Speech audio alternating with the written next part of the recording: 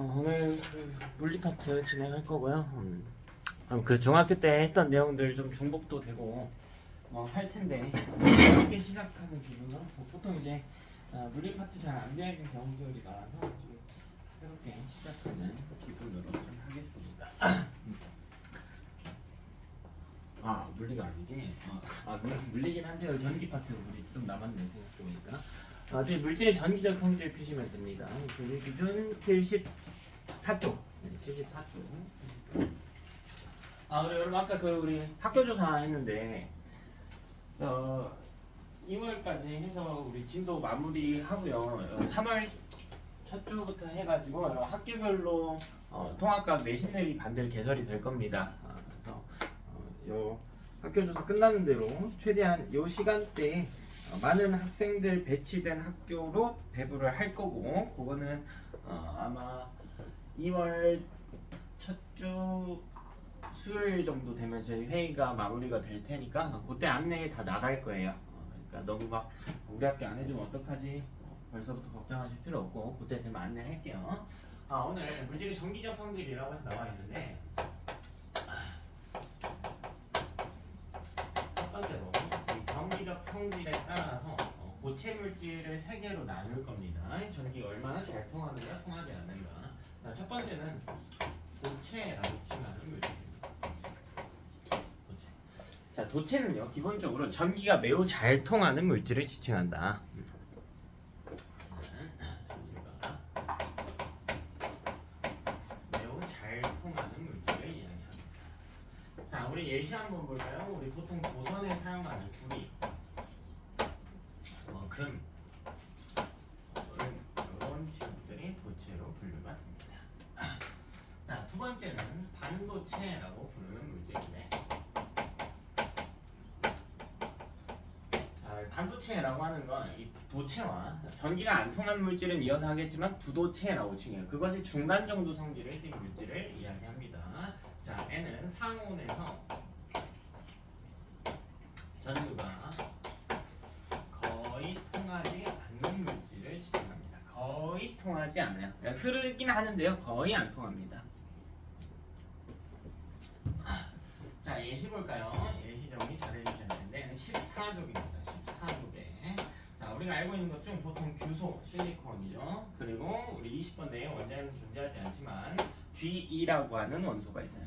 자, G는 저마늄이라고 읽고 우리 일상생활에서는 보통 게르마늄이라는 용어로 많이 알려져 있습니다.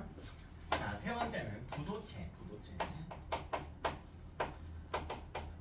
자, 부도체는 전류가 거의 흐르지 않는 물질을 이야기합니다. 부도체를 다른 말로 전련체라고도 부릅니다. 예시 볼까요? 고무나 나무 같은 것들이 있습니다. 자, 이때 고체 물질을 전류가 얼마나 잘 통하냐에 따라 표를 나눠봤는데요. 세 개로 나눠봤는데 물질을, 자, 이 세 가지 물체의 온도에 따른 저항 그래프도 같이 한번 암기를 해둘게요. 온도에 따른 저항. 자, 기본적으로 여러분 저항이라고 하는 게 무엇이냐면, 저항은 어떤 도선이 있다라고 하면 이 도선을 구성하는 원자들이 있겠죠. 자, 그 원자들. 자, 그리고 이 전자가요, 지나가는 전류가 흐르는 것인데, 자, 이 도선을 구성하는 원자와 전자가 충돌하게 되면 저항이 발생했다라고 이야기를 해요. 근데 온도가 증가하면 이 원자들의 운동이 활발해진단 말이지. 그래서 전자와의 충돌이 더 많아집니다. 저항이 높아지거든요, 보통. 그래서 도체의 온도에 따른 저항 그래프는 이런 식으로 그려집니다. 자, 근데 보니까 온도가 증가할 때 저항이 증가하는 건 맞으나 기본적으로 저항이 매우 낮은 상태를 유지하고 있습니다. 왜? 도체는 전류가 잘 통하는 물질이라고 했잖아. 그죠? 자, 그 다음 부도체 해볼까요? 부도체. 그냥 부도체는 이 차이가 크니까 부도체 먼저 할게요. 도체에 비해서 전류가 거의 통하지 않는 물질이라고 했단 말이에요. 그럼 저항이 매우 높게 출발을 하겠죠. 여기서 출발하는 거지. 매우 높게 출발할까요? 근데 이게 그래프가 정있어요. 자, 아까 한 이야기랑 상반되게 온도가 증가할수록 저항이 내려갑니다. 조금씩 내려가요. 곡선 형태로 내려갑니다. 이게 부도체. 이거는 내용이 좀 이상할 수는 있는데 사실 고이 가면 제대로 이야기가 나오는데요. 우리 전류라고 하는 걸 다시 한번 살펴볼게. 자, 어떤 원자가 있다라고 하면 원자 주변에, 원자 핵 주변에 이렇게 전자가 돌고 있잖아요. 우리 옥텟 규칙 기억나나요? 288에 이거에서 이렇게 돌고 있겠지. 여기도 돌고 있고.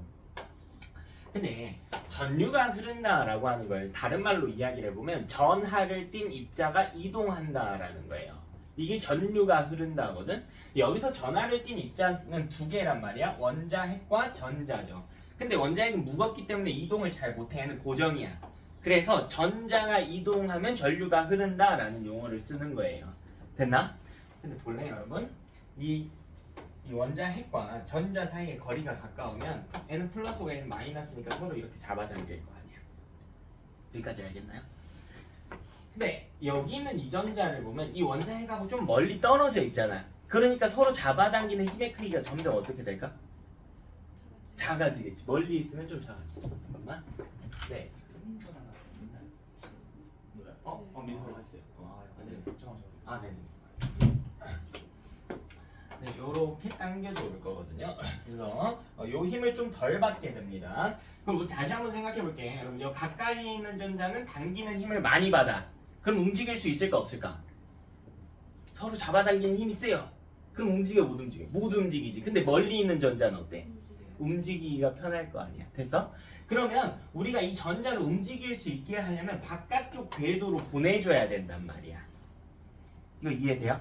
더 바깥쪽에 있는 궤도로 보내줘야 이 전자가 움직일 수 있어. 이런 전자를 뭐라고 부르냐면 자유전자라고 불러요. 핵하고 거리가 멀어서 잡아당기는 힘의 크기가 약해지니까 자유롭게 움직일 수 있는 전자, 혹은 뭐 몇 가지 다른 요인들이 있는데 기본적으로 잘 움직일 수 있는 전자를 자유전자라고 칭해요. 여기까지 이해되니? 그럼 자유전자가 있으면 있을수록 전류가 잘 통한다고요.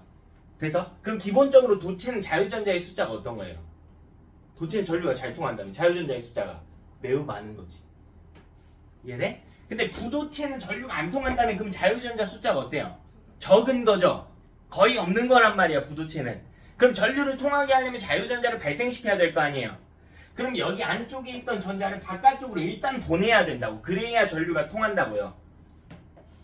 이해되니? 근데 이게 안쪽에 있는 전자를 바깥쪽으로 보내려면 에너지를 주면 되거든요. 이 전자한테. 이 전자한테 에너지를 주면 얘가 에너지를 받아가지고 원자핵이 끌어당기지만 바깥쪽으로 나갈 수 있게 돼. 그럼 부도체라고 하는 건 자유전자가 없었는데 온도가 증가할수록 이 전자한테 에너지가 가해지니까 애가 에너지를 받아서 바깥쪽으로 나간다고. 즉 자유전자가 발생할 수 있게 돼요. 그럼 그때는 전류가 흐를 수 있게 된다고. 그래서 이 도선에서 원자랑 충돌하는 것보다 우선시 되는 게 자유전자의 발생 유무거든요. 그래서 부도체는 온도가 증가할수록 저항이 감소하게 되는 특징이 있는데 뭐 이런 이유까지 기억 못하더라도 이런 개념을 띈다. 자, 반도체도 마찬가지입니다. 반도체는 기본적으로 저항이 이 둘의 상위값에 위치해요. 그리고요, 온도가 증가할수록 저항이 이렇게 또 떨어지는 그래프가 항상 있습니다. 자, 이게 반도체. 자, 그렇다 하더라도 자, 이게 일반적인 온도 범주 내의 그래프예요. 일반적인 온도 범주 그래프 내에서는 도체가 저항이 가장 낮구나 정도로 정리할 수 있겠습니다. 자, 이 중에서 우리 이 파트에서는 반도체라고 하는 것에 대해 면밀히 따져볼 겁니다.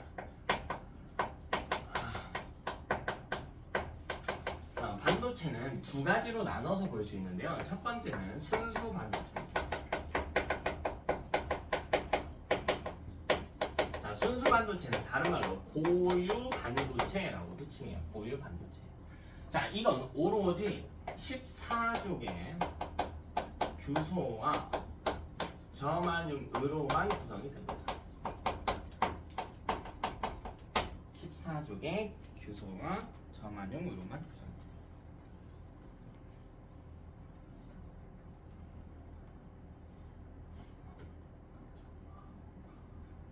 됩니다. 자, 근데 방금 이야기했잖아요. 반도체는 전류가 잘 흐른다고 안 흐른다고? 잘 안 흐른다고. 자, 그 이유가 있거든요. 자, 14족 한번 볼게요. 14족이라고 하는 건 원자가 전자의 숫자가 4개인 걸 지칭해요. 그럼 여기 규소가 막 깔려 있을 거란 말이야. 자, 여기 규소 있고요. 여기 규소 있고, 여기 규소 있고, 여기 규소 있고, 이런 형태일 거야.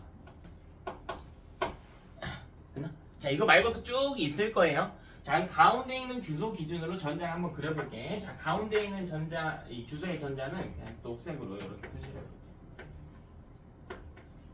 아무 색깔로나 하나 표시해볼게. 자, 이렇게 사방향으로 배치를 합니다. 근데 14족은 다시 한번 원자가 전자가 4개예요. 근데 옥텟 규칙을 만족하려면 전자 몇 개가 더 필요하죠? 4개가 더 필요하지. 288의 배치 규칙을 따르니까 따라서 부족한 숫자만큼 공유 결합한다 라고 했잖아요. 그럼 이때 공유하는 전자가 이 규소가 이쪽 안쪽에 있는 규소 쪽으로 전자 하나를 이렇게 공유해줘. 자, 여기도 이렇게 공유해줘. 여기도 이렇게 공유해. 여기도 이렇게 공유해. 자, n의 바깥 전자는 더 안 그린 거예요. 안에 있는 놈 기준으로 그려놓은 겁니다. 자, 그럼 여러분은 어디를 보셔야 되냐면 이 가운데를 보시면 돼요. 가운데 규소. 자, 이 기준으로 전자가 이렇게 둘러싸고 있지. 이렇게 둘러싸고 있죠. 자, 얘는 어떤 모델을 형성하고 있는 거냐? 전자 4개를 가지고 있었는데 4개가 딱 부족해. 그래서 이 4개의 전자를요 전부 공유 결합에 참여시켰어요. 그럼 결합하지 않은 전자가 있니 없니? 없죠. 전부 다 써버린 거지. 자, 내가 오늘 4만원 들고 왔는데 우리 민서랑도 10,000원 공유하고요, 서진이랑도 10,000원 공유하고, 윤이랑도 10,000원 공유하고, 이온이랑도 10,000원 공유했다고. 그래서 8만원을 만들어 놓은 형태라고요. 전자 4개 있었는데 4개를 더 공유해서 8개를 만들어냈다고. 그럼 얘들아, 내가 거기서 10,000원짜리 하나 빼가지고 아이스크림 사 먹으면 돼요? 안 돼요? 안 되죠. 왜? 이건 우리끼리의 계약이잖아. 자, 이것도 마찬가지야. 이런 식으로 결합에 참여한 전자들은 움직일 수가 없어요. 왜? 지금 결합을 해놓은 상태잖아. 묶어놓은 상태란 말이에요. 공유 결합의 형태로. 그럼 아까 우리 자유롭게 움직일 수 있는 전자를 4글자로 뭐라고 했죠? 자유전자라고 했지. 그럼 여기 결합에 참여한 전자는 자유전자일까 아닐까? 아니죠. 못 움직이지. 그럼 전류가 흘러 안 흘러? 잘 안 흘러겠지. 이해되나요? 따라서 이렇게 모든 전자가 결합에 참여하게 되면 그럼 운동성이 떨어지게 됩니다. 혹은 뭐 자유도라고 운동성이 떨어지게 돼요. 따라서 전류가 거의 흐르지 않게 된다라는 거예요. 이게 14족이 잘 안 흐르는 겁니다. 그러니까 우리가 반도체 하면 뭔가 좀 비싸 보이고 좋은 물건 같단 말이에요. 뭔가 좀 신소재 같고 실제로 신소재에 해당하기도 하고요. 근데 예상외로 전류는 안 통합니다. 순수한 반도체는 거의 안 통해요. 자, 그래서 제가 여기다가 재밌는 행위 하나를 해줄 거예요. 자, 바로 뭘 해줄 거냐면 도핑이라고 하는 행위를 해줄 거예요. 제가 오늘 아침에 도핑을 좀 했거든요. 좀 느낌이 어때? 뭔가 막 신고해야 될 것 같고 그렇지 않아요? 그러니까 도핑은 원래 무슨 뜻이냐면 상태를 끌어올린다는 뜻이에요. 뭔가를 첨가해서 상태를 끌어올린다. 근데 그걸 약물로 하면 안 좋은 거지. 나 오늘 커피로 도핑했다. 자, 그럼 도핑은 뭔가를 여기다가 첨가를 할 겁니다. 자, 얘는 뭐 할 거냐면 순수 반도체에다가, 자, 순수 반도체는 14족이라고 했지. 여기다가 추가하는 거예요. 뭘 추가하냐면 13족의 원소를 추가하거나 15족의 원소를 추가하는 행위입니다. 자, 그럼 이 결과 어떤 일이 일어나냐면 불순물 반도체가 형성이 돼. 불순물 하면 좀 더러워 보이고 이런 느낌인데 아니에요. 순수하지 않은 물질입니다. 뭔가가 첨가된 물질을 불순물이라고 칭하는 거예요. 이상한 표현 아니야. 자, 불순물 반도체라고 이야기하는데 불순물 반도체는 전기 전도성이 순수 반도체보다 높은 형태를 띠고 있습니다. 그럼 우리가 이어서 할 이야기는 불순물 반도체가 대체 왜 순수 반도체보다 전기 전도성이 높은가? 두 번째로 이어서 갈게요. 불순물 반도체.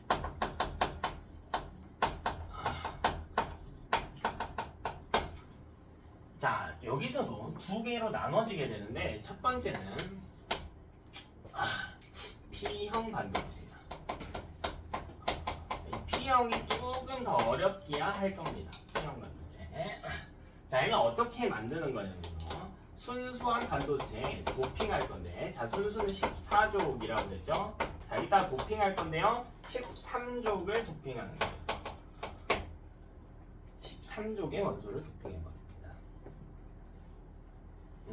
좋아요. 그럼 도핑을 한번 해봅시다. 자, 13족 중에 보통 붕소나 알루미늄, 우리 20번 내에 있는 원소 쓰면 됩니다. 붕소나 알루미늄. 붕소로 해볼게요. 자, 근데 붕소는 원자가 전자가 몇 개 있습니까? 13족이니까. 몇 개 있어? 3개 있죠. 근데 얘가 갖고 있는 건, 가운데 갖고 있는 건 초록색으로 해볼게요. 하나, 둘, 셋. 3개밖에 없어. 그리고 규소가 네 방향에서 아까랑 똑같이 결합에 참여하려고 할 거예요. 하나, 둘, 셋, 넷. 그럼 이 붕소 쪽으로 너 쪽으로 전자 하나 내어놓을게 이러고 있을 거야. 근데 문제가 있지. 이 그림하고 비교한 문제가 있죠. 요 순수 반도체 같은 경우에는 요 가운데 원자과 전자가 4개라서 전부 공유 결합할 수 있었거든. 근데 이 붕소는요, 여기 하나가 비어요. 그럴 수밖에 없지. 13족이니까. 13족이잖아. 그러면 요 안에 합쳐봤자 전자가 몇 개 있어요? 이거 다 해봤죠. 요거 해봤자 7개 있잖아. 그러니까 이 자리가 비게 되는 거잖아. 이 자리가 비게 되는 거지. 찾지 말겠니? 그러면 요 빈 자리를 우리가 뭐라고 칭하냐면요, 양공이라고 칭하게 돼요. 양공은 굉장히 중요한 개념입니다. 자, 양공은요, 빈자리거든요. 그냥 전자가 빈자리인데 이걸 뭐라고 표현하게 되냐면 요거를 플러스 전하를 띤 가상의 입자라는 표현을 쓸 겁니다. 그리고 얘는요, 전자와 반대로 이동하는 특징이 있습니다.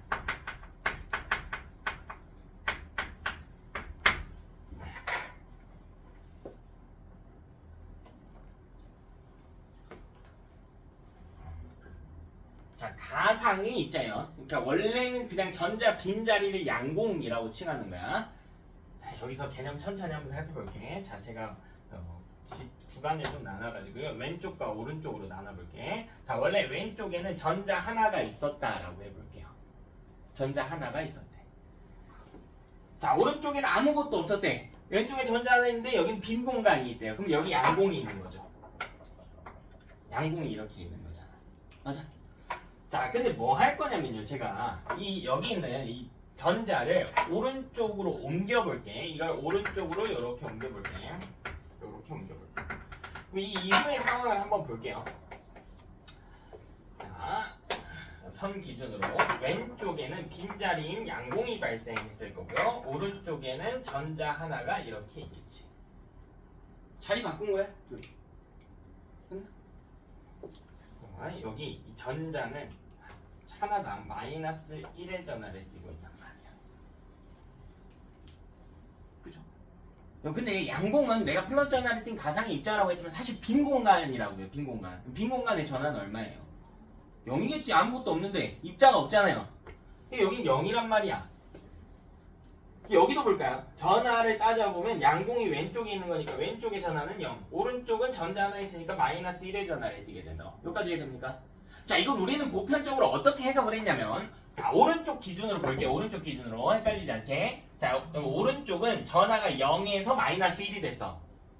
왜? 전자를 얻었거든. 전자는 전하를 얼마를 띠니까? 마이너스 1을 띠니까. 그래서 이 오른쪽 공간 기준으로는 마이너스의 전하를 띈 전자를 얻었기 때문에 전하가 감소했다라고 이야기를 하는 거야. 이해되니? 근데 지금부터는 뭐 할 거냐면요, 전자 보지 말고 양공만 한번 봐볼게요. 그러니까 오른쪽 입장에서는 전자를 얻었지만 그건 안 본다고? 그럼 양공은 얻었니 잃었니? 이 오른쪽 입장에서는 양공을 잃었죠. 양공이 있었는데 없어졌잖아. 그랬더니 전하량이 떨어졌지. 이걸 뭐라고 해석하는 거냐면 플러스 전하를 띤 양공을 잃었기 때문에 전하가 감소했다라는 거예요. 이렇게도 볼 수 있다. 왼쪽 기준으로 볼까요? 양공만 볼게요. 그럼 왼쪽은 양공이 없었는데 생겼죠. 자, 이 왼쪽은 양공을 얻었죠. 그랬더니 전하가 증가했단 말이야. 마이너스 1에서 0으로 증가했지. 그럼 양공이 무슨 전하를 띈다는 거죠? 플러스 전하를 띈다라고도 이야기할 수가 있는 거지. 그렇게 볼 수도 있다는 거야. 됐나? 근데 이걸 두 개를 같이 해석하면 안 돼요? 그럼 오른쪽은 양공을 잃고 전자를 얻었으니까 마이너스 2가 돼야 되는 거 아닌가요? 그게 아니라 둘 중에 하나로 해석하는 거예요. 편한 쪽으로. 그래서 여기는 양봉이 있기 때문에 양봉으로 해석을 해준다. 그럼 이 양봉이 있다라고 하는 건 뭘 이야기하냐면 이렇게 봅시다. 서진아, 옆으로 자리를 옮겨볼래? 이 친구가 지금 자리를 옮길 수 있을까 없을까? 옆자리로? 못 옮기죠. 왜? 옆자리에 빈 공간이 있어 없어? 없죠. 자, 민서야, 옆자리로 옮겨볼래? 가능할까 불가능할까? 가능하죠. 왜? 옆자리가 어떻게 돼 있으니까? 비어 있으니까. 자, 양공도 같은 개념이에요. 우리 결국 전류가 흐르려면 전자가 움직여야 되는 거거든요. 전자가 움직이려면 빈 공간이 있어야 된다고. 그게 누구예요? 양공이라. 그럼 양공이 많을수록 빈 공간이 많은 거니까 전자가 많이 움직일 수가 있는 거야. 그러면 전류가 잘 흐르게 되겠지. 됐나? 따라서 우리 이 P형에서 정리 하나만 하고 갈게요. 자, P형에서의 핵심 입자는 누구냐면 양공입니다. 자, P형에서는 양공에 의해서 전류가 흐르죠. 이걸 뭐라고 이야기할 거냐면 양공이 전하 나르게라는 표현을 쓸 겁니다. 전하 나르게. 전하를 움직여주면서 전류가 흐를 수 있게 된다. 양공에 의해서. 근데 여기 이름이 P잖아요. 이 P가 뭐냐면 파지티브예요. 파지티브는 전하에서 플러스를 이야기할까 마이너스를 이야기할까? 플러스를 이야기하겠지. 왜냐면 플러스 전하를 띤 양공이 핵심 입자이기 때문이야. 이해됐어? 다시 여러분, 양공은 빈 공간이에요. 옥텟 규칙 만족하려면 8개의 전자가 최외각 전자로 존재하면 되는데 빈 공간이 있다라고 하는 건 부족해야 돼요. 그래서 7개의 전자가 존재하게 할 거야. 그래서 14족에 13족을 도핑해 주는 거예요. 14족은 원자가 전자 4개고 13족은 3개니까 합치면 7개가 되고 빈자리인 양공이 발생할 거라고요. 됐나? 자, 그럼 두 번째는 N형 반도체라고 하는 것인데, 자, 이 N형 반도체는 어떻게 만드냐면 순수 반도체는 14종. 제가 지금 주소만 써놨는데 저만용으로 해도 됩니다. 에다가 15족을 도핑하는 거예요. 자, 그럼 애도 그림 한번 살펴볼게요. 자, 먼저 15족 원소 하나 써보겠습니다. 우리 주기율표 내에서 배운 원소 중에는 인 정도 있겠죠. 전자가 N은 하나, 둘, 셋, 넷, 5개가 있단 말이에요. 마지막 하나는 이렇게 빼놓을게요. 자, 그리고 기본적으로 베이스로 깔려있는 건 주소예요. 순수 반도체에다가 넣어주는 겁니다.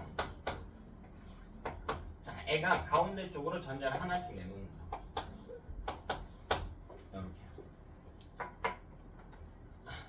자, 이걸 족으로 다시 한번 해석해볼게. 자체가 15족이에요. 원자가 전자 5개죠, 15족이면. 자, 이거 뭐 돈으로 해봅시다. 내가 오늘 5만원 갖고 왔어. 됐나? 근데 옆에 있는 규소들은 다 합쳐서 전자를 얼마 갖고 와? 몇 개 갖고 왔냐면 4개를 가져왔단 말이야.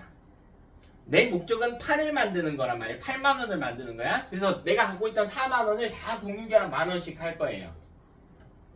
그럼 가운데 여기 지금 8개가 모여있거든. 이 점선으로 빼놓은 거 빼더라도 8개가 모여있거든. 근데 내 입장에서 10,000원 남았잖아. 이거는. 이건 내 돈이잖아요. 결합에 참여 안 한 전자지. 이거 내 마음대로 써도 돼, 안 돼? 되지? 다시 여러분 전자 관점에서 볼게요. 이 전자는 결합에 참여하지 않았네. 움직일 수 있어 없어? 있지. 무슨 전자? 자유전자. 이게 자유전자. 이게 자유전자가 돼. 그럼 자유전자는 마이너스 전하를 띤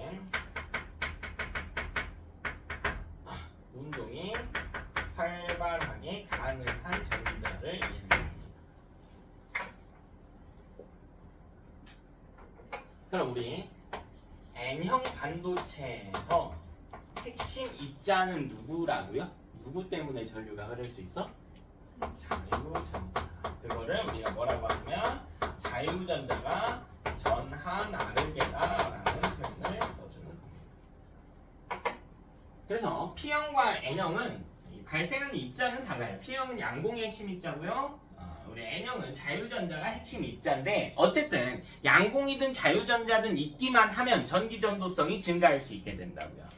그래서 불순물 반도체는 순수 반도체보다 전류가 잘 통할 수 있게 되는구나. 이렇게.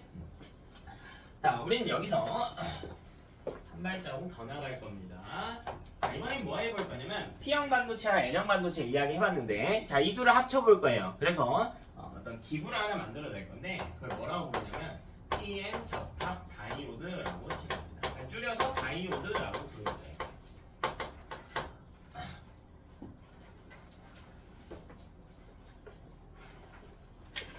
자, 우리 짤막하게 내용 정리해보면요. PN 접합 다이오드라고 하는 건 전류가 흐르는 방향에 따라 전류가 흐르게 할 수도 있고 안 흐르게 할 수도 있는 물질을 이야기해. 자, 첫 번째 구조는요. 전류가 흐를 수 있는 형태입니다. 자, 이걸 뭐라고 하냐면 순방향 전압이 걸렸다라고 이야기해요. 순방향 전압이 걸렸다. 우리 오랜만에 전기 회로 한번 살펴볼게요. 전기 회로에 보면 이렇게 기다란 부분과 짧은 부분이 있어요. 기다란 부분은 무슨 극이죠? 플러스 극이에요. 기다란 부분은 플러스 극. 자, 우리 짤막한 부분은 마이너스 극이거든요. 그럼 요거를요, 이렇게 회로를 구축을 해봅시다. 자, 이때 순방향 전압을 만들려면 어떻게 하면 되냐면요, 이쪽에다가 반도체를 놓을 건데 얘는 누구냐면 P형 반도체예요. P형 반도체. 자, 그리고 오른쪽에는 N형 반도체를 놓습니다. 자, 이 순방향 전압이 걸릴 때의 핵심이에요. 플러스 극에서 나온 도선이 P형 반도체와 연결되면 이 순방향 전압입니다. 플러스와 P가 일치하면 선으로 연결되면 이게 순방향 전압이에요. 자, 우리 핵심 내용 한번 볼게요. P형 반도체에 존재하는 핵심 입자가 누구라고요? P형 파지티브니까 플러스 전하를 띠는 양공이라고 했지. 그러니까 여기에 플러스 전하를 띠는 양공을 그려볼게. 원자의가 아니에요. 양공입니다.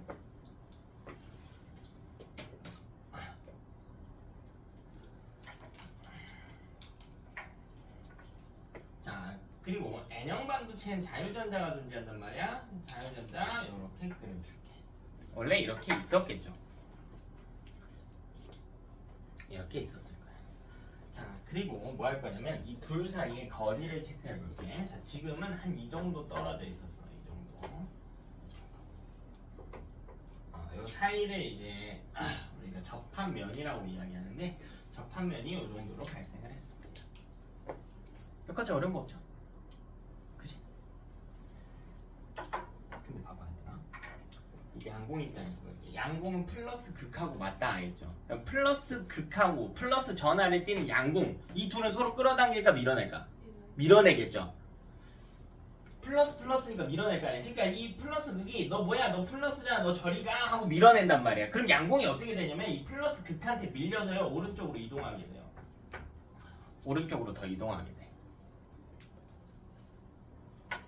근데 이 N형 반도체 입장에서 보면 N형 반도체는 이 마이너스 전하를 띠는 자유전자를 갖고 있는데 얘는 마이너스 극하고 연결이 돼 있다고. 그럼 마이너스 전하를 띠는 두 개의 이 극과 자유전자가 마찬가지로 서로 밀어내게 되겠지. 그럼 자유전자도요 이 내부 쪽으로 더 움직이게 돼요. 접합면 쪽으로 더 움직이게 됩니다.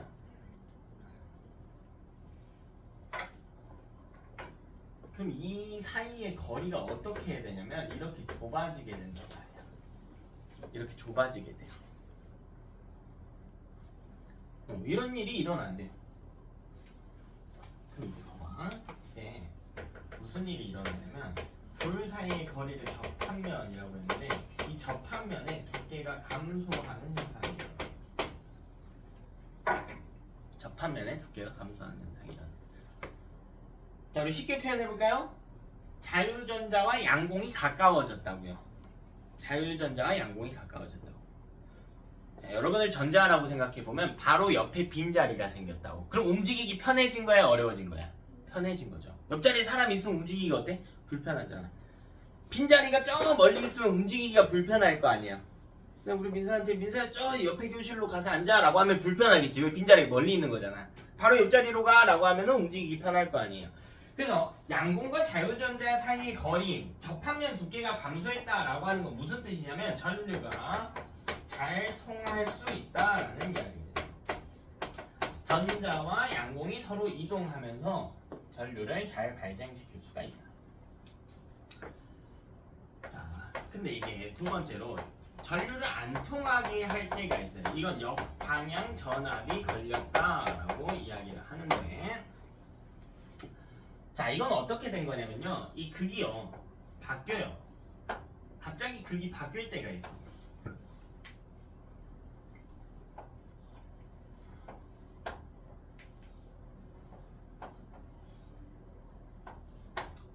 이도 마찬가지고 다이오드 반도체 두 개를 이렇게 쭉 나오겠습니다. 자, 얘는 똑같아요. 여기는 P형, 여기는 N형. 그럼 각각 또 양공과 자유전자 그려볼게요. 여기 양공, 양공. N형에는 자유전자, 자유전자. 극은 그대로입니다.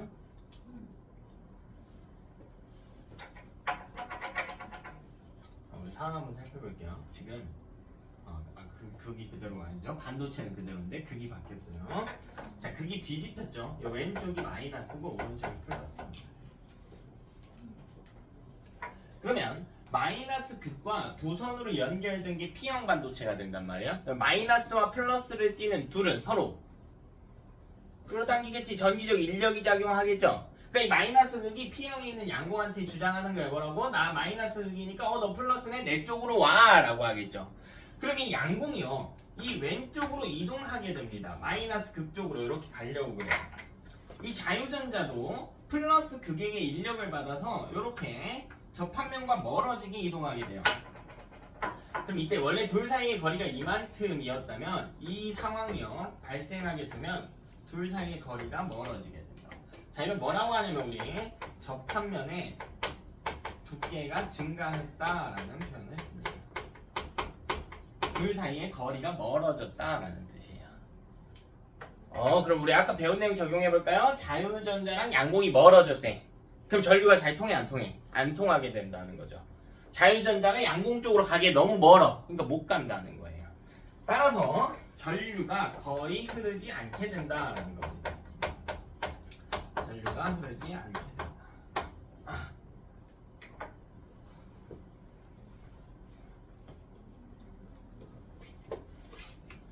자, 저게 뭘 이야기하는 거냐면 주로 쓰이는 데가 어디냐면요. 여러분 이미 배웠어요. 이거 혹시 기억나나요? 자, 왼쪽에 자석의 N극 부분을 배치시키고 오른쪽에 자석의 S극 부분을 배치시키고요. 가운데 이런 사각형 모형의 도선을 배치해요. 이런 사각형 모형. 이거 본 적 있나요? 있죠. 중학교 2학년 때 봤지 않아요? 이거 뭐라고 부르지? 세 글자인데. 전동기라고 불러요. 그럼 이름 해석해볼까요? 전동기. 전기를 동력으로 쓰는 기계야. 자, 얘는 전류를 흘려보내주면 돌게 됩니다. 됐나요? 전류를 흘려보내주면 돌게 돼요. 자, 이때 가볍게만 내용 기억해볼게. 내가 전류를 이 왼쪽 길 따라 흘려줬다라고 해볼게. 그럼 애가 우리 막 손가락 갖고 했었단 말이야. 뭐 이쪽에는 이렇게 해가지고 돌게 돼. 얘는 지금 반시계 구조로 돌게 되거든요. 그럼 이게 반바퀴 돈 상황을 생각해볼게. 내가 이 도선을 빨간색으로 칠해줄게. 이 왼쪽 부분에. 그럼 이게 반바퀴 돌았다라고 해볼게. 도선만 다시 그릴게요. 도선만 다시 그려볼게요. 그럼 이 빨간 부분이 오른쪽으로 오게 되겠지. 반바퀴 돌게 되면. 여기까지 알겠니? 그럼 전류가 어디로 들어가냐면 이 오른쪽 길 따라 들어간단 말이야. 원래는 왼쪽 길 따라 들어갔는데 반바퀴 도니까 오른쪽 길 따라 들어온다고. 돼요? 그럼 봐봐. 지금 처음에 흐르는 전류의 방향과 나중에 흐르는 전류의 방향이 어떻게 된 거예요? 달라진 거지. 처음에는 지금 이렇게 돌았는데 나중에는 오른쪽에서 들어와서 왼쪽으로 나오는 형태로 돌게 될 거야. 이렇게 돌게 될 거야. 그치? 자, 이런 전기를 뭐라고 그러냐면요, 교류라고 그래요. 교류. 자, 내가 의도한 바는 아닌데 애가 돌아가다 보니까 전류 방향이 바뀔 때가 있다고. 자, 교류를 제일 쉽게 이야기하면 이거야. 자, 도선이 이렇게 있을 때요, 일자 모양으로 있을 때 전류가 왼쪽으로도 가고 오른쪽으로 가는 걸 교류라고 그래. 전류 방향이 달라지는 걸 교류라고 그래요. 자, 교류의 반대말은 뭐냐면 직류예요. 그럼 직렬, 병렬하고 헷갈리지 마세요. 아무 상관없습니다. 직류는 뭐냐면 도선이 일자로 있을 때요, 한쪽으로만 쭉쭉 가는 걸 직류라고 그래. 직류는 한쪽으로 쭉쭉 가는 거야. 교류는 왔다 멈췄다 갔다 하는 게 교류예요. 누가 더 효율이 높을까요? 직류. 직류가 훨씬 높습니다. 왜? 얘는 한쪽으로만 쭉쭉 가면 되잖아. 갔다가 돌아올 필요 없잖아요. 한쪽으로만 쭉쭉 가면 되지. 근데 이 전동기라고 하는 기계는 실제로 교류예요, 직류예요? 전류방이 달라졌나요, 같나요? 달라졌지. 그럼 뭐야? 교류라고. 근데 교류는 효율이 좋대, 안 좋대? 안 좋대. 그래서 이걸 직류로 바꾸는 거예요.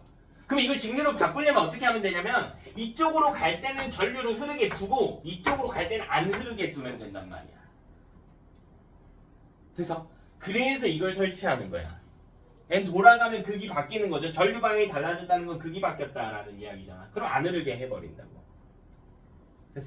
그래서 너네 이거 기억은 잘 안 나겠지만 이 가운데 이렇게 동그랗게 생긴 거 하나 있었거든요. 이 전동기 가운데 이거 뭐라고 부르냐면 정류자라고 불렀었어. 이 정류자가 p-n 접합 다이오드예요. 실제로. 그래서 p-n 접합 다이오드의 의의를 좀 잘 기억을 해두자. 이 p-n 접합 다이오드는 N은 뭘 실시하냐면 교류를 직류로 바꾸는 역할을 수행합니다. 이걸 뭐라고 부르냐면 정류작용이라고 불러요. 자, 정해준대. 흐를 유자입니다. 흐르는 방향을 한쪽으로 정해준다라는 뜻이야. 너 왜 왔다 갔다 하려고 해? 오른쪽으로는 가. 근데 왼쪽으로는 가지 마. 라고 하는 거야. 이것 기준 반시계로는 돌아도 오케이. 순방향이야 그때는. 근데 시계로 돌려고 하면 역방향이니까 흐르지 마. 라고 해버리는 겁니다. 그래서 전기 기계의 효율을 높여주는 게 p-n 접합 다이오드고요. 우리가 쓰는 대부분의 이 전기 기구에는 다 들어가 있습니다. 특히나 아까 이야기한 전동기 모델에는 거의 필수로 들어갑니다.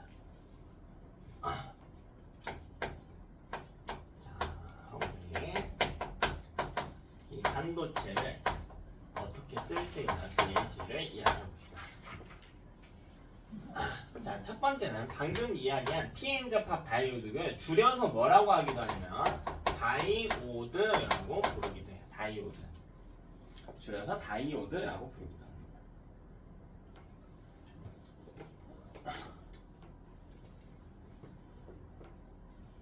자, 다이오드의 핵심 역할 뭐라고 했냐면 정류작용이라고 했지. 자, 아주 중요한 역할이에요. 정류작용. 교류를 직류로 바꾼다. 정류작용, 교류를 직류로 바꾼다. 자, 여기서 기능을 조금 더 더한 형태들이 있는데 두 번째는 뭐냐면 광다이오드예요. 광다이오드. 자, N은 다이오드의 역할을 수행하긴 하는데요. 여기서 조금 더 나갑니다. 이것도 P형 반도체와 N형 반도체 접합해서 쓰거든요. 근데 그것보다 더 중요한 기능이 있어. 자, 이름 볼게. 광다이오드래. 광은 뭐예요? 빛을 이용하고 싶다라는 거야. 자, N은 뭐 하냐면요. 빛 에너지를 이용해서 전기 에너지를 생산하는 장치입니다. 그래서 이런 대표적인 예시가 누가 있냐면 태양전지예요.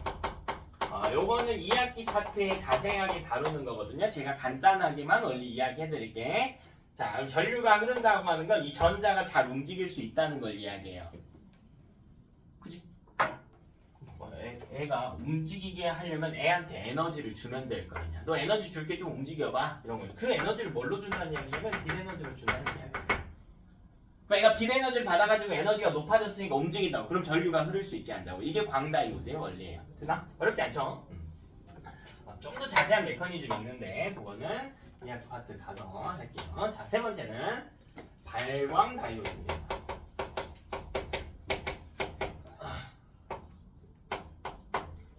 자, 영어로 이제 발광, 빛을 낸다는 거예요. 얘는 광다이오드와 다릅니다. 광다이오드는 빛을 이용한다는 거고 얘는 빛을 발생시킨다예요. 자, 이거 영어로 뭐라고 하냐면 빛을 낸다라고 해서 Light Emitting Device라고 불러요. 줄여서 뭘까요? LED. 이게 LED예요. 이게 LED야. LED의 역할은 뭐냐면요. 자, 얘랑 거꾸로 가면 돼요. 전기 에너지를 공급해서 빛을 낸다는 겁니다. 이게 우리 LED 등의 역할이잖아요. 그렇죠? LED 등. 이건 LED 아닌데. LED 등의 역할입니다. 전기 에너지를 미세 에너지로 바꿉니다. 일반적인 전구들보다는 효율이 훨씬 좋습니다. 반도체를 사용함으로써 효율이 훨씬 높아져. 자, 그리고 이 LED 등의 특징인데요. 얘는 다양한 여기도 이제 첨가한 원소에 따라 첨가 도핑이에요. 다양한 색을 발생시키는 게 가능합니다. 이 원리는 이제 나중에 물원에서 나오거든요. 되게 어려운 개념은 아닌데 우리 근본을 놓치지 마세요. 자, 얘는 불순물 반도체를 활용한 거겠지. 마찬가지 다이오드, 이 P형 반도체와 N형 반도체가 들어간 거니까. 그럼 13족이나 15족을 도핑해야 된다라고 했잖아요. 근데 그 중에 뭘 도핑하냐에 따라서 색깔이 달라질 수가 있어. 그래서 다양한 색을 발생시킬 수 있는 게 LED의 특징입니다. 아까 뭐 붕소를 도핑했을 때, 알루미늄을 도핑했을 때 색깔이 다르다고요. 자, 네 번째. 자, 이건 트랜지스터라고 부르는 건데 얘는 역할이 다양한데요. 대표적인 것 두 가지만 이야기할게요. 첫 번째는 신호를 증폭시킵니다. 신호를 증폭시켜요. 자, 마치 우리 귀에서 고막과 같은 역할을 수행합니다. 우리 소리가 들어왔을 때 그걸 20배 가까이 이제 증폭을 시켜주죠. 이게 고막의 역할이지. 애도 마찬가지. 내가 뭐 키보드를 딸깍 눌렀어. 근데 그 딸깍 누른 신호를 크게 해가지고 다양한 형태로 전파를 시키는 겁니다. 신호를 증폭시킵니다. 자, 두 번째는 스위칭 작용이라고 하는 게 있어요. 스위치 작용. 사실 이 트랜지스터의 보급은 이 인류 역사에서 굉장히 중요한 사건 중에 하나입니다.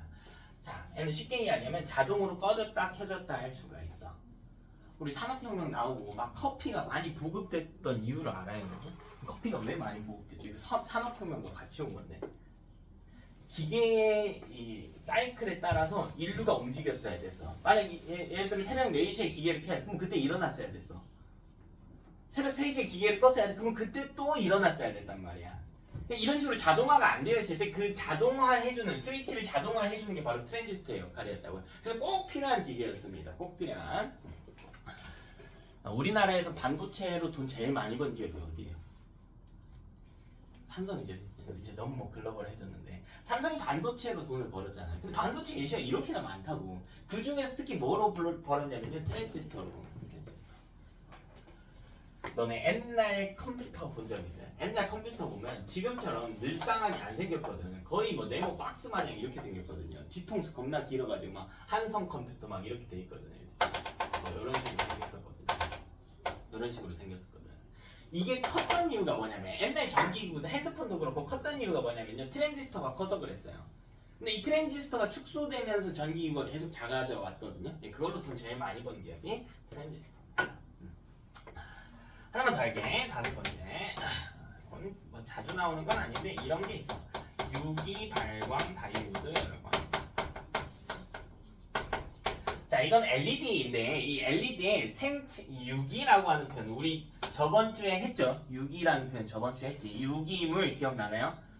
생명체에 존재하는 탄소 화합물 중 단위체의 결합으로 형성된 물질, 이게 유기물이었거든. 쉽게 이야기하면 탄수화물, 단백질, 지질, 핵산 네 가지를 지칭하는 거였단 말이야. 그러니까 뭔가 생명체의 특성을 따온 거예요. 그 중에 뭘 따온 거냐면 움직일 수 있고 구부러질 수 있는 걸 이야기해. 기계처럼 단단하지 않고요. 그러니까 얘는 구부러진 형태의 다이오드라고 생각을 해주시면 됩니다. 얘는 구부러지는 디스플레이 같은 데에 많이 사용합니다. 요새는 보급이 많이 됐죠. TV도 그렇고 커브드라고 하죠. 뭐 모니터도 그렇고 이렇게 꺾여져 있는 것들은 유기발광 다이오드를 사용한다라고 생각하시면 돼요. 너네 그 전자 제품 매장 가면 이게 뭐라고 돼 있는 게 있냐면 OLED라고 돼 있는 게 있어. 이게 OLED예요. O가 오르가니즘이라서 유기물이라는 뜻이거든요. 이런 식으로 우리 반도체에 대한 이야기를 자세하게 해봤다. 전기적 특성에 따라 도체, 반도체, 부도체로 나눠봤는데 그 중에 메인으로 전기적 특성에 대해서 이야기를 해봤다. 됐죠? 뭐 예시들 더 나와 있는데 그런 것들은 여러분이 한번 읽어보시고 우리 뒷파트로 넘어갑시다. 이거 쭉 넘어갈게요. 굳이 이쪽 보시면 되겠습니다.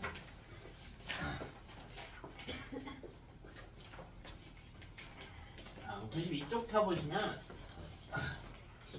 지구과학 이야기가 나와 있고 보면은 좀 익숙할 거예요. 한번 쭉 봐보세요. 92쪽. 요 그래프들 좀 익숙하지 않나요? 요거는 지구 시스템의 권역을 나눠보고 그 권역 내에서 존재하는 이 특징들, 개별 특징들 공부하고요. 그 뒷파트에서는 그 과정에서 에너지 출입에 대한 이야기도 좀 하고 물질은 어떻게 움직이는가 이런 이야기들도 할 건데 가정 첫 장 보니까 우리 중학교 2학년과 3학년 때 배웠던 이야기가 많이 나와 있습니다. 이 그래프 익숙하죠? 기권 그래프 보이나요? 두 번째 단락에? 이거 언제 배웠어요? 중3 2학년 때 배웠죠. 그 밑에도 보이나요? 수권 그래프 보이나요? 이것도 배웠죠? 이거 언제 배웠죠? 중2 7단원에서 배웠죠. 중2 7단원에서 배웠습니다. 자, 그런 것들 정리하는 거다. 그래서 우리 지구 시스템이라고 하는 거는 지구 시스템이 어떻게 구성이 되어 있는가? 자, 5가지 권역으로 나눌 거고요. 첫 번째는 기권입니다. 기권. 자, 기권은 지면에서부터 1000km를 이야기합니다. 지면에서부터 1000km까지의 구간을 이야기합니다. 어디까지가 기권이냐? 기권이라고 하면 보통 이제 기권까지를 지구로 치는 거예요. 바깥쪽은 외권이라고 부르는 거. 1000km. 여러분이 알고 있다시피 여기 존재하는 기체의 종류를 따지면 질소가 가장 많고 그 다음 산소입니다. 78%, 21% 상식이니까 알고 계십시다. 뭐 세 번째는 아르곤인데 그것까지는 됐고 질소와 산소.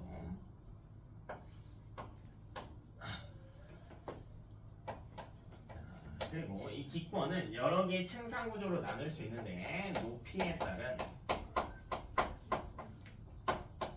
온도 변화로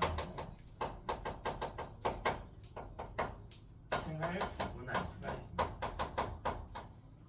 높이에 따른 온도 변화로 층을 구분한다.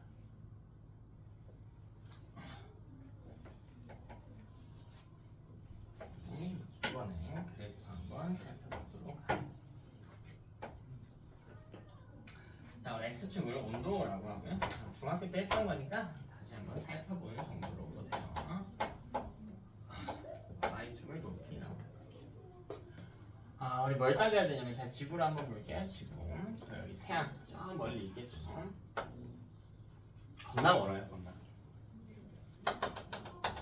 멀어. 겁나. 태양에서 지구까지 빛의 속도로 오면 얼마나 걸릴까요? 빛의 속도로 오면 8분 걸려요. 8분이면 8분. 우리가 밖에서 보고 있는 태양빛은 8분 전에 쏜 거예요. 8분 전. 근데 빛의 속도를 8분이니까 겁나 먼 거예요. 자, 그럼 이때 태양이 지구 쪽으로 쏴준 형태의 빛 에너지를 우리가 지칭하는 표현이 있어. 이걸 뭐라고 부르냐면 태양 복사 에너지라고 불러요. 그리고 요거랑 대조되게 지구가 태양 복사 에너지를 받아서 다시 방출하는 형태의 에너지가 있거든. 이건 뭐라고 불러요? 지구 복사 에너지라고 불러요. 자, 그럼 봐봐. 그럼 태양은 이 공기 기준에서 보면 태양은 좀 멀어. 근데 지구는 가깝지. 다시 여러분, 이 공기는 태양 복사 에너지보다 기본적으로 누구의 영향을 더 많이 받아요? 지구 복사 에너지를 더 많이 받아. 근데 이게 맨 위에 층이 여러분 4개 권역으로 나눴잖아. 맨 위에 권을 우리가 10권이라고 했었거든. 기억나나요? 10권 정도 되면 어떤 느낌이냐면 태양 복사 에너지의 영향을 더 많이 받아. 10권 정도 되면 이 정도의 뉘앙스가 있다 정도로 찾아갑시다. 그럼 어쨌든요, 우리가 우선적으로 따져야 될 건 밑에 층부터 따질 거예요. 태양 복사 에너지보단 지구 복사 에너지를 따지는 거야. 그럼 위로 올라갈수록 이 지구에서 지구 복사 에너지를 내보내는데 위로 올라갈수록 지구 복사 에너지의 크기는 줄어들게 되겠지. 자, 이게 기본 내용이란 말이에요. 됐나? 자, 그럼 위로 올라갈수록 온도가 어떻게 돼? 낮아지겠죠. 됐나? 그래서 온도 그래프를 보면 위로 올라갈수록 높이가 증가할수록 온도는 떨어지는 X값은 떨어지는 이런 그래프가 만들어집니다.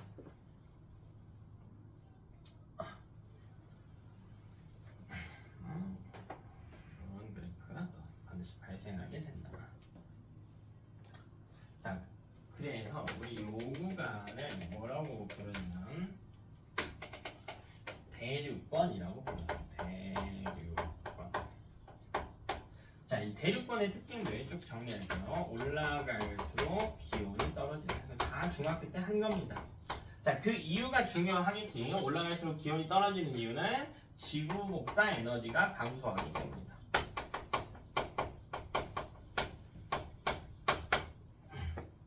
지구 복사 에너지가 감소하기. 자, 그러면 올라갈수록 기온이 떨어지니까 아래쪽에 있는 공기는 따뜻하고요. 위쪽에 있는 공기는 차가운 형태입니다.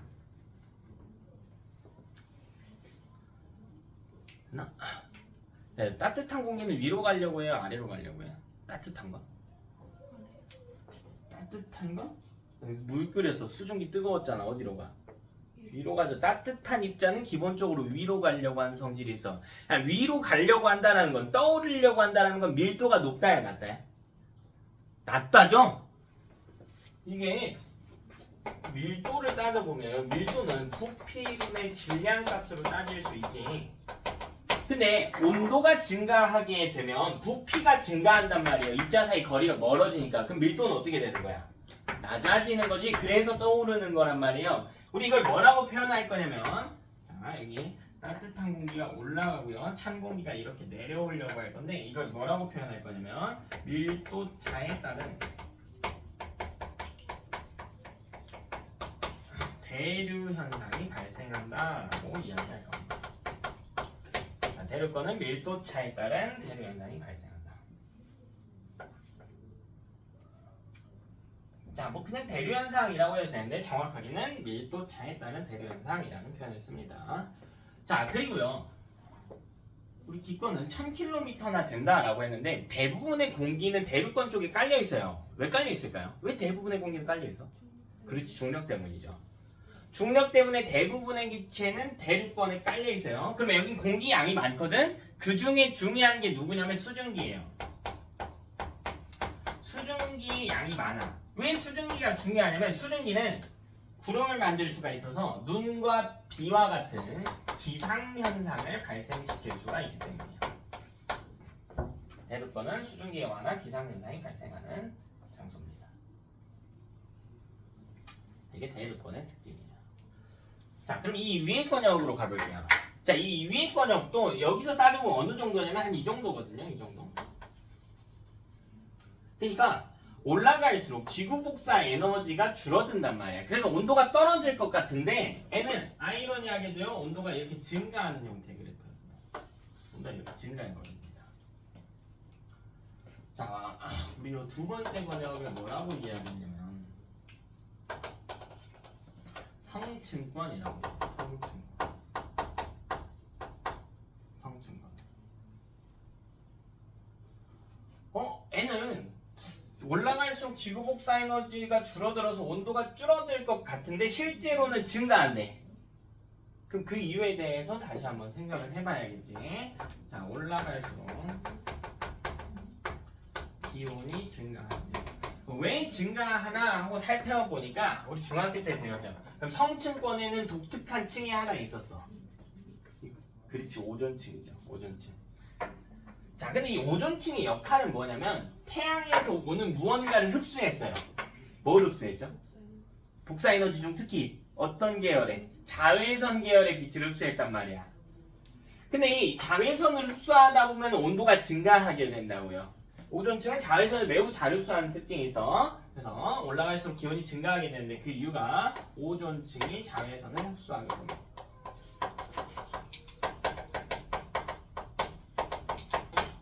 그래서 지구 복사 에너지가 줄어드는 건 맞으나 그것보다 자외선 흡수하는 영향이 더 크다는 것이죠.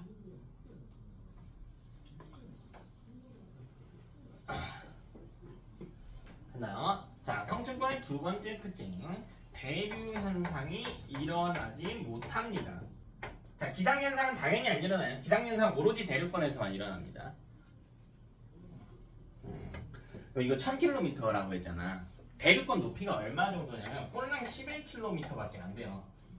그러니까 우리 높이비로 따지면 100분의 1 정도인 거거든? 근데 지구상에 존재하는 기체의 90% 이상은 대륙권에 다 몰려 있어. 높이는 꼴랑 100분의 1밖에 안 되는데 거기에 다 몰려 있다고요. 이 위쪽에는 공기가 거의 없어. 그러니까 기상현상은 다 못 일어나요.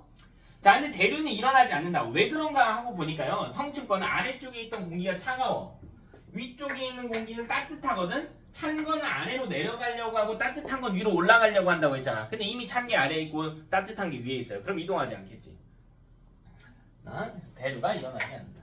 자, 대류가 일어나지 않는다는 건 위아래로 흔들리지 않는다는 거거든요. 그럼 공기의 흐름이 매우 안정하게 되겠지. 안정한 층이라고 부릅니다. 흔들리지 않으니까. 너네 비행기 탔다라고 생각해봐. 위아래로 동체가 흔들리는 것보다는 안 흔들리는 게 더 안정할 거 아니야. 그런 표현이란 말이야. 따라서 이게 비행기 항로로 주로 쓰입니다. 비행기의 장거리 항로로 쓰입니다. 비행기가 처음에 이륙하게 되면 보통 성층권까지 올라가서 운행을 하고요. 다시 내려오는 형태를 만들어내게 됩니다. 그러니까 우리 생각해보면 비행기 타고 여러분 먼 거리를 갔다라고 해볼 때 구름이 비행기보다 아래에 있거든 보통. 비행기는 성층권에 떠있고 구름은 대륙권에 있으니까. 그죠? 자, 그럼 잘 봐야 돼요 이런 거. 여러분 자외선도 잘 봐요. 오존층이 자외선 흡수한다 매우 중요한 내용입니다. 이거 낚시로 적외선 흡수한다 이런 식으로 나올 수 있고 하니까. 자, 그다음 세 번째 층으로 갈게요. 자, 여기가 한 40km 정도 돼요. 자, 다시 올라갈수록 기온이 떨어지는 층이 하나 발생해요. 자, 여기를 우리가 뭐라고 부르냐면 중간권이라고 해요. 중간권. 자, 중간권은 올라갈수록 기온이 떨어집니다. 여기는 오존층이 없어요. 그래서 떨어지는 이유가 대륙권하고 똑같아요. 올라갈수록 지구 복사 에너지를 덜 받거든.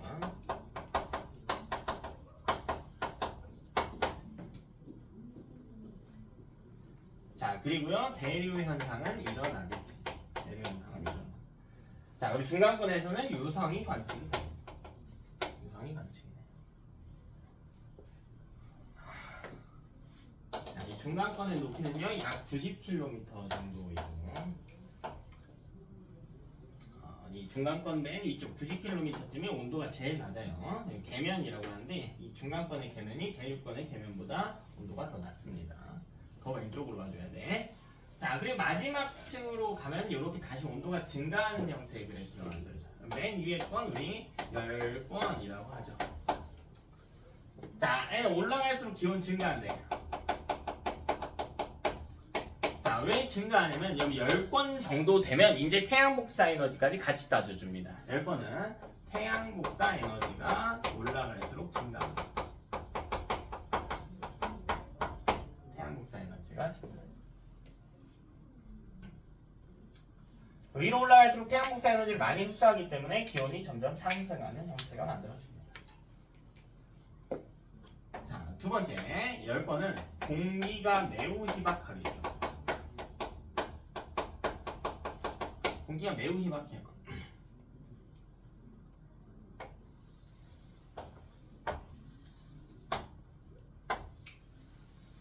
공기가 희박해서 나타나는 특징인데 얘는 일교차가 무지막지하게 심합니다.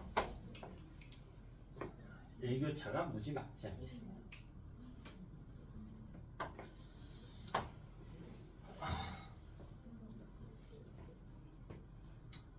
하나만 더 적어놓읍시다. 자, 이거는 10번에서는 인공위성이 관측됩니다.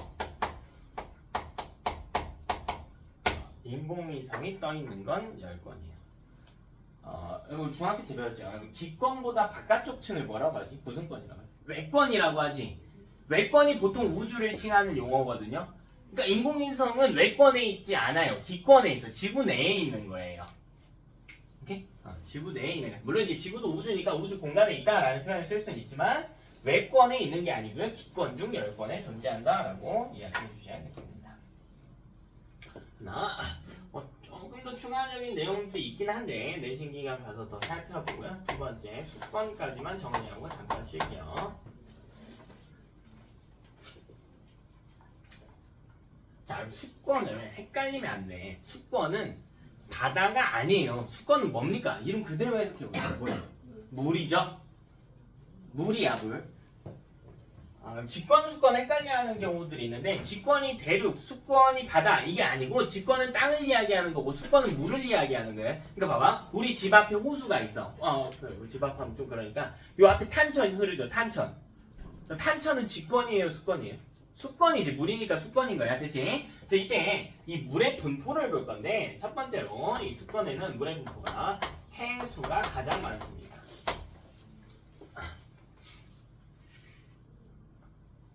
해수가 가장 많아요. 자, 그 다음 해수는 이제 해수가 바닷물이죠. 바다 해자니까 바닷물. 자, 그 다음 육지에 있는 물은 육수라고 불러요. 육수. 근데 육수라는 표현보다는 보통 뭘 쓰냐면 담수라는 표현을 씁니다. 담수. 육수라고도 해. 담수는 심심할 담자거든요. 그러니까 맛이 심심하다라고 하면 짜지 않다라는 거죠. 민물을 이야기하는 겁니다. 민물을. 담수 내에서도요. 이게 존재하는 비율이 또 다른데, 자, 육지에 있는 물 중에 가장 많은 건 빙하고, 그 다음 지하수고요. 빙하는 주권 아니에요. 수권입니다. 물로 구성되니까. 그 다음 호수나 하천수요.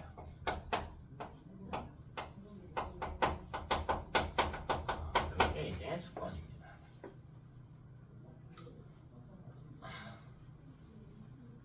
자, 얘도 깊이에 따라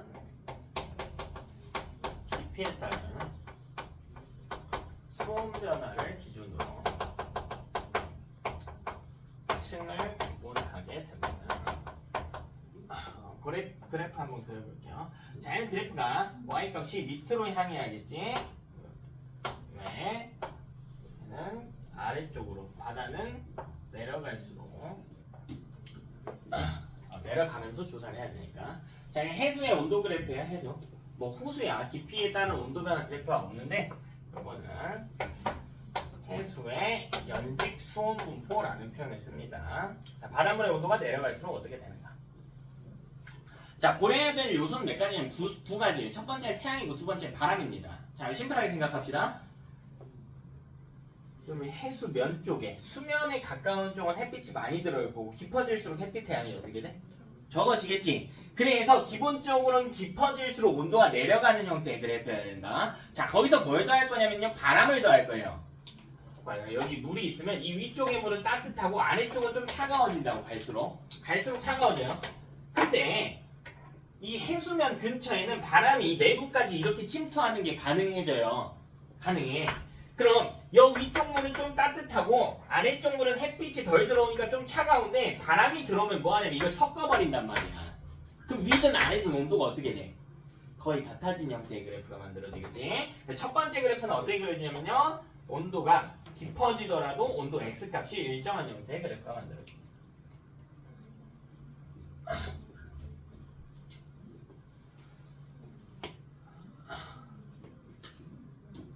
그죠? 자, 그럼 우리 이런 층을 뭐라고 부르냐면 혼합층이라고 불러요. 자, 혼합이 이루어진다. 누구 때문에? 바람 때문에. 자, 혼합층은 이 온도가 일정한 층입니다. 근데 이 온도가 일정한 이유를 알아야 돼. 바람의 혼합효과 때문입니다. 바람의 혼합효과 때문에 온도가 일정하다. 바람이 섞어버려서.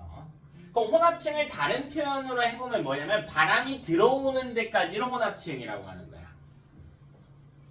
바람이 들어오는 층에 따라 혼합층이라고 하는 거야. 자, 혼합층은 수면과 가장 가까운 곳입니다. 가장 가까운 곳이 혼합층. 그러다 보니까 바람이 침투하는 게 가능하다. 자, 근데요, 바람이 맨 밑에까지 다 도달할 수 있는 건 아니란 말이에요. 사실 얼마 안 돼요, 이 혼합층은. 어느 정도 구간이 되면요, 바람이 침투하지 못하게 되는 층이 오게 되는데, 그 구간은 깊어질수록 태양 에너지가 감소한다는 내용은 똑같으니까, 근데 바람이 섞어주지도 않아. 또 온도가 이렇게 떨어지는 형태의 그래프가 만들어요.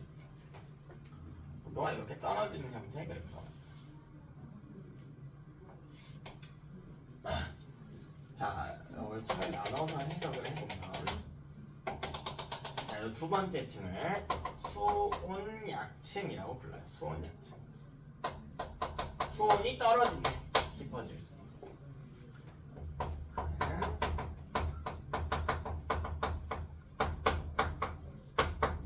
깊어질수록 수온이 떨어집니다. 왜? 태양 에너지가 감소하고 깊어질수록 태양 에너지가 감소하고 바람은 들어오지 않거든요. 바람의 혼합 효과는 없거든요. 그러니까 온도가 일정하지도 않아. 수온 약자. 근데 이거 보니까 저 기권 그래프랑 똑같은 내용이 하나 등장하는데 위쪽에 있는 물은 따뜻할 거고 수온 약층 기준 아래쪽에 있는 물은 좀 차가울 거 아니야.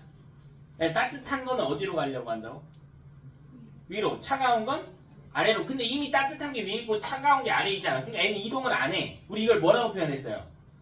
대류가 일어나지 않는다라고 표현했잖아. 얘는 대류가 일어나지 않는 층이다. 즉 매우 안정한 층이다.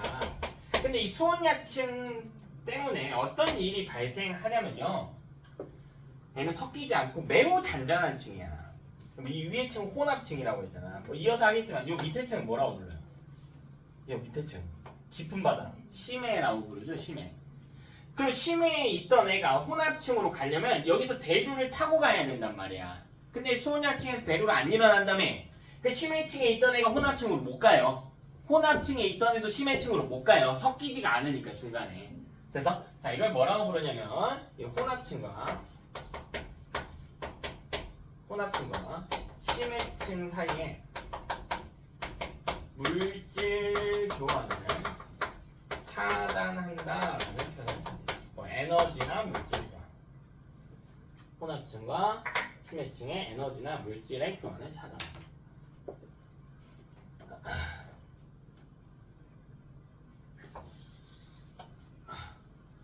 자, 그 다음 맨 밑에 층 우리 심해층이라고 이야기하죠. 자, 이 심해층은 온도가요 일정해요. 자, 왜 일정하냐면 자, 이 들어간 태양 에너지를 한번 봅시다. 뭐 맨 위에 100, 뭐 어디 내려면 90, 80, 70, 60, 50, 40, 30, 20, 10 이렇게 떨어질 거 아니야. 근데 이 심해층이 시작하는 지점이 가면 도달하는 태양 에너지가 얼마냐면 0이에요. 그 여기보다 더 깊어져도 도달하는 에너지 양은 얼마니? 0이지. 그러니까 온도가 똑같죠. 0보다 낮을 수는 없으니까 얘는 온도가 일정하다. 근데 온도가 일정한데 조금만 더 정확하게 써볼게요. 계절이나 위도와 무관하게 온도가 일정하다. 자, 그 이유가 무엇이냐? 태양 에너지가 들어오지 않기 때문이다.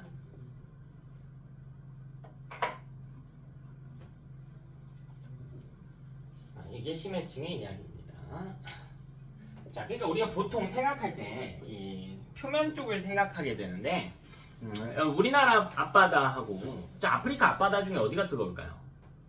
아프리카 앞바다가 뜨겁겠지. 왜? 태양 복사 에너지가 많이 도달하니까. 태양이 많이 들어오니까 해수면의 온도도 더 높을 거라고요. 근데 이게 질문을 다시 한번 해보자고. 우리나라 바다의 심해층과 아프리카 심해층의 바다의 수온은 어떨까요? 이건 똑같다고. 왜? 어차피 심해층이라고 하는 건 태양이 안 들어오는 구간을 이야기하는 것이기 때문에 심해층은 위도나 계절, 여름, 겨울도 마찬가지입니다. 여름의 심해층이나 겨울의 심해층이나 어차피 태양이 안 들어오는 구간을 심해층이라고 하기 때문에 온도는 똑같다. 이제 자, 그래프를 조금만 더 추가할게요. 자, 그럼 이 흰색 그래프를 제가 중위도 그래프라고 할게요. 중위도의 그래프라고 할게요. 중위도면 우리나라 정도 되겠죠. 근데 우리 방금 이야기했잖아.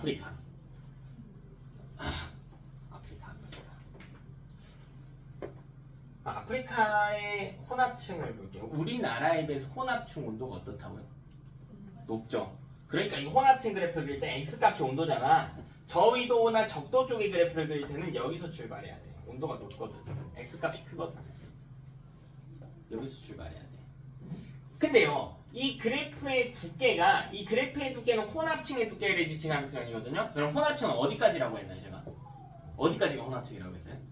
바람이 들어오는 데까지가 혼합층이라고 했잖아요. 그럼 우리나라 중위도는요, 바람이 굉장히 센 지역이에요. 그러니까 혼합층이 어때? 두껍겠지. 바람이 깊게 들어올 수 있잖아. 바람이 세니까. 근데 저희도는 바람이 거의 안 불어요. 그럼 혼합층이 두꺼워 얇아? 얇다는 거지. 뜨거운데 얇은 거야. 아프리카 앞바다는 뜨거운데 혼합층이 뜨거운데 얇은 거예요. 그래서 그래프가 여기서 끝나요. 그리고 이 밑에서부터 다시 시작돼요. 뭐가 시작되냐면 수온약층이 시작돼. 그리고 심해층은 이렇게 떨어져요. 그래서 이 빨간색 그래프가 저위도의 그래프입니다. 빨간 그래프가 저위도의 그래프.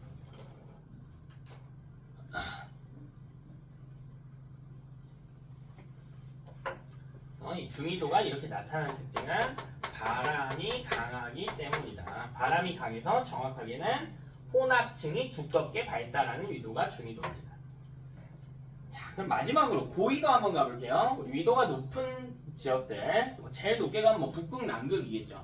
자, 이런 데의 특징은 태양 에너지가 거의 들어오지가 않지. 여러분, 태양 에너지가 안 들어오는 층을 뭐라 한다고요? 심해층이라고 한다고. 심해층은 사실 깊다는 표현보다는 태양 에너지가 들어오지 않는다는 층이야. 근데요, 얘는 처음부터 해수면부터 태양 에너지가 안 들어와. 그러니까 처음부터 끝까지 심해층이에요. 똑같아야 되는데. 자, 이 파란 그래프가 고위도의 그래프입니다. 네, 고위도는 층이 존재하지 않습니다. 처음부터 심해층. 그래서 우리 위도별로 깊이별 온도 변화 그래프도 같이 살펴봤습니다. 네, 여기까지 하고 10분 쉬었다가 55분 되면 할게요. 55분 되면.